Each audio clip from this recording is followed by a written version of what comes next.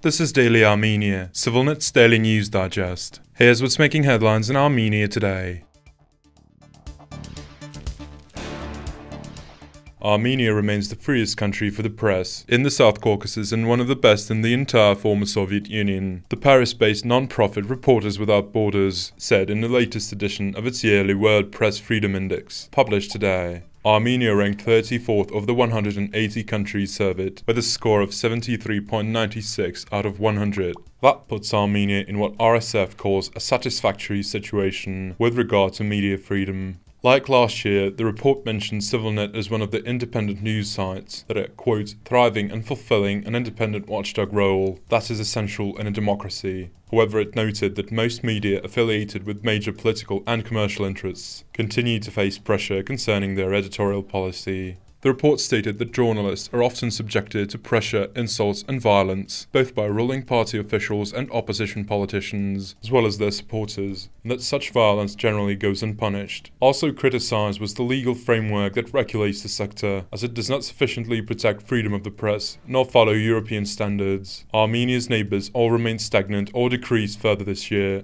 In particular, Georgia dropped 11 positions to 114th place. Azerbaijan also fell 2.5 points to a new low of 167th place, as it has, quote, waged a merciless war against any remaining critics. The report stated that the Aliyev regime is trying to suppress the last of the still independent media, as well as journalists who reject self-censorship.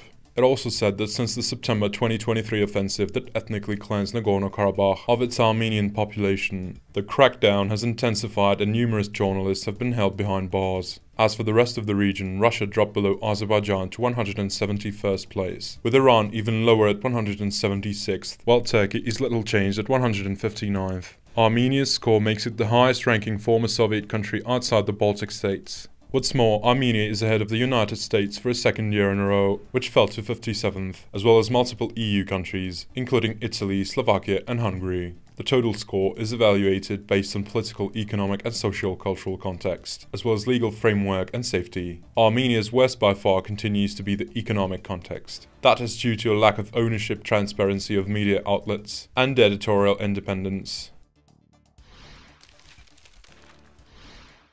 The European Union has not yet received a formal application for membership from Armenia, EU Enlargement Commissioner Marta Kos told Radio Free Europe yesterday. She said Brussels would consider such a request once it is submitted. While not being specific whether the EU would approve an Armenian application, Kos emphasized that the growing interest in EU membership, including in Armenia, demonstrates the bloc's increasing appeal. For any country to apply for EU membership, there are two requirements. It must be a state and it must be in Europe. We have not received an application from Armenia yet. When we do, we will consider it. This shows that we are interesting to many countries. Last month, Armenia's National Assembly passed a bill to begin the process of joining the EU. However, the Armenian government maintains that the legislation does not constitute a formal membership request. Yerevan has described the move as consistent with its broader strategy of deepening relations with the EU, while maintaining a balanced foreign policy. Armenia's EU aspirations have since then sparked discontent in Moscow.